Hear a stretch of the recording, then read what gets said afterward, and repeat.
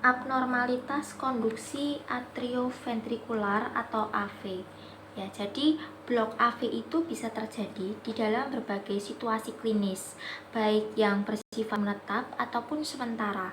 Blok AV yang didapat disebabkan oleh sejumlah kondisi ekstrinsik dan juga intrinsik, ya, pada disfungsi simpul sinus. Nah, tingginya tonus vagal pada atlet atau kondisi tidur mungkin berhubungan dengan blok AV derajat pertama atau derajat kedua tipe 1 dan bahkan terkadang terjadi blok AV total, ya. Dalam situasi ini, biasanya blok AV itu didahului oleh perlambatan denyut jantung.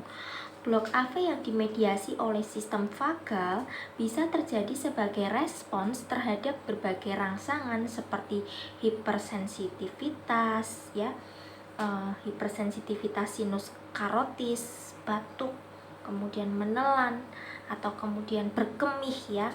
Nah, degenerasi progresif idiopatik dari sistem konduksi jantung yang disebut dengan sebagai penyakit Lenegri atau varian dari gangguan konduksi idiopatik yang melibatkan pasien muda dan bagian perifer dari cabang berkas atau left, penggantian cabang berkas proksimal oleh jaringan fibrotik secara progresif sebagai akibat dari proses penuaan yang diperparah oleh hipertensi dan arteriosklerosis.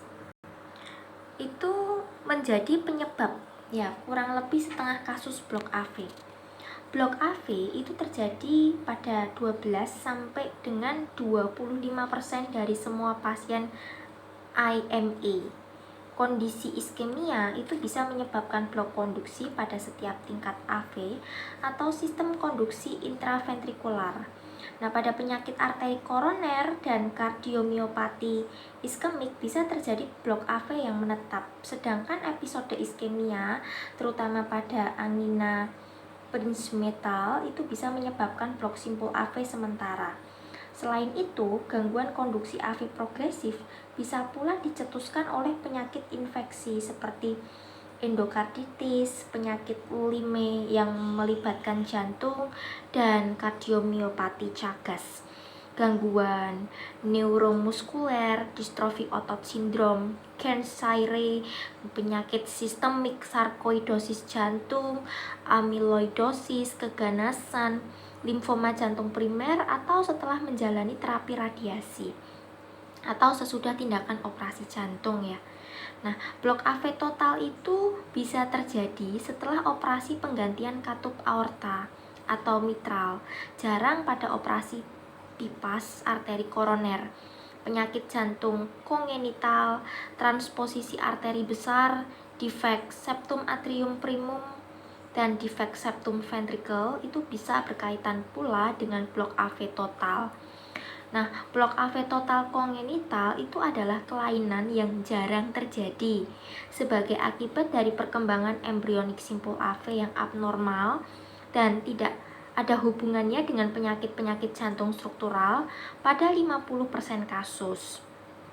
Ada 4 macam blok AV kongenital, yakni kurangnya hubungan atau kaitan antara atrium dan sistem konduksi perifer, gangguan pada berkas AV, penyakit cabang berkas, dan pembentukan berkas AV yang abnormal. Manifestasi elektrokardiografi atau EKG pada abnormalitas konduksi AV itu bisa meliputi dari yang pertama itu blok atrioventrikular derajat pertama, ya. Nah, blok AV derajat pertama itu diartikan sebagai pemanjangan abnormal interval P sampai R lebih dari 0,2 detik. Setiap gelombang P itu diikuti oleh kompleks QRS namun dengan interval P sampai R yang memanjang secara konstan. Pemanjangan interval P sampai R itu bisa berasal dari konduksi yang tertunda dalam atrium. Simpul AV atau interval AH atau sistem His-Purkinje interval HV. Akan tetapi penyebab tersering itu adalah penundaan konduksi pada simpul AV. Pasien dengan blok AV derajat pertama biasanya tidak disertai gejala. Akan tetapi apabila terjadi pemanjangan yang nyata pada interval P sampai R lebih dari 0,3 detik, pasien mungkin bisa saja mengalami sindrom pacu jantung akibat disinkroni AV. Nah, banyak dari pasien itu memiliki atau mempunyai keluhan selama aktivitas karena interval P sampai R tidak berkurang sesuai dengan pemendekan interval R sampai R. Kemudian yang kedua itu adalah blok atrioventrikular derajat kedua ya. Nah, istilah blok AV derajat kedua itu diterapkan saat terjadi kegagalan intermiten dari konduksi AV. Blok ini dibagi jadi dua jenis berdasarkan pola EKG. Tipe 1 yakni Morbid 1 atau Wenske-Bach dan tipe 2 itu Morbid 2. Klasifikasi ini tidak boleh dipakai untuk menggambarkan letak blok secara anatomi karena istilah tipe 1 dan 2 itu hanya mengacu kepada pola konduksi tertentu dari EKG. Nah, blok AV derajat kedua tipe morbid klasik 1 itu ditandai oleh pemanjangan interval P sampai R secara progresif sebelum gelombang P tidak dikonduksikan atau perilaku Wenske-Bach. Nah, menurut WHO atau World Health Organization dan ACC atau American College of Cardiology, definisi dari blok AV derajat kedua tipe 1 adalah terjadinya gelombang P tunggal yang tidak dikonduksikan terkait dengan interval P sampai R yang tidak konstan sebelum dan sesudah terjadi blok pada impuls, yang mana minimal itu ada 2 gelombang P yang diteruskan secara berturut-turut, yakni blok AV rasio 3:2 untuk menentukan pola interval P sampai R. Nah, kemudian blok AV derajat kedua tipe 2 itu diartikan sebagai terjadinya suatu gelombang P tunggal ya yang tidak dikonduksikan dengan interval P sampai R konstan sebelum dan setelah terjadinya blok pada impuls, interval P sampai P dan R sampai R yang konstan. Jeda antara kompleks QRS yang meliputi gelombang P yang tidak dikonduksikan sama dengan 2 kali siklus P sampai P.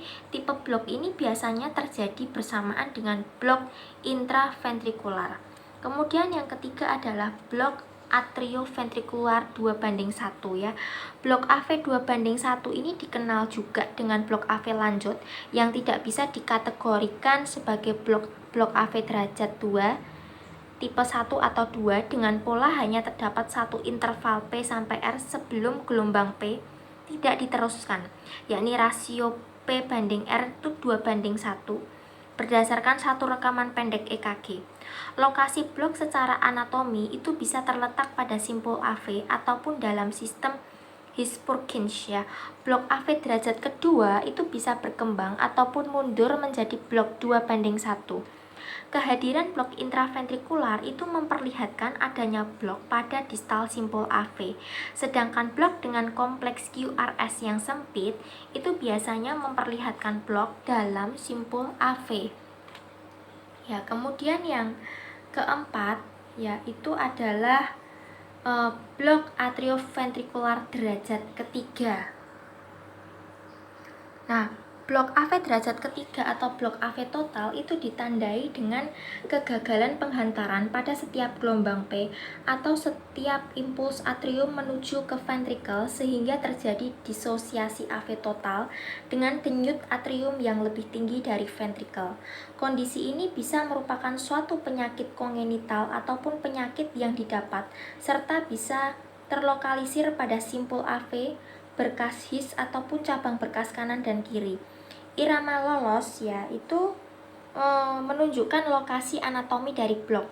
Blok AV total dengan irama lolos 40 sampai 60 denyut setiap menit dan kompleks QRS yang sempit pada EKG biasanya terletak pada AV junction. Nah, itu sering tampak pada blok AV kongenital. Kemudian kompleks QRS yang lebar atau dengan denyut 20 hingga 40 kali per menit itu menyiratkan blok terjadi pada sistem His-Purkinje. Ya, paling sering terjadi pada blok AV yang didapat. Kemudian yang terakhir adalah disosiasi atrioventrikular. Nah, ritme ini ditandai dengan adanya aktivitas independen dari atrium dan juga ventrikel. Disosiasi AV itu bisa diakibatkan oleh blok AV total ataupun refraktor fisiologis. Disosiasi AV bisa terjadi saat denyut sinus itu lebih lambat apabila dibandingkan dengan pemacu jantung sekunder, yakni baik penghubung ataupun ventrikel seperti pada pasien dengan sinus bradikardi. Sebaliknya, disosiasi AV itu bisa pula terjadi pada irama sinus normal atau dengan irama takikardi penghubung atau irama ventrikel dengan blok konduksi retrograd. Ya, retrogradnya. Pada pasien dengan blok AV total, kemudian denyut atrium itu juga akan lebih cepat ya daripada laju ventrikel. Sedangkan pada disosiasi AV, laju ventrikel itu lebih cepat ketimbang denyut atrium. Ya, denyut atrium. Meskipun disosiasi AV tampak pada blok AV lengkap, hal tersebut tidaklah sama.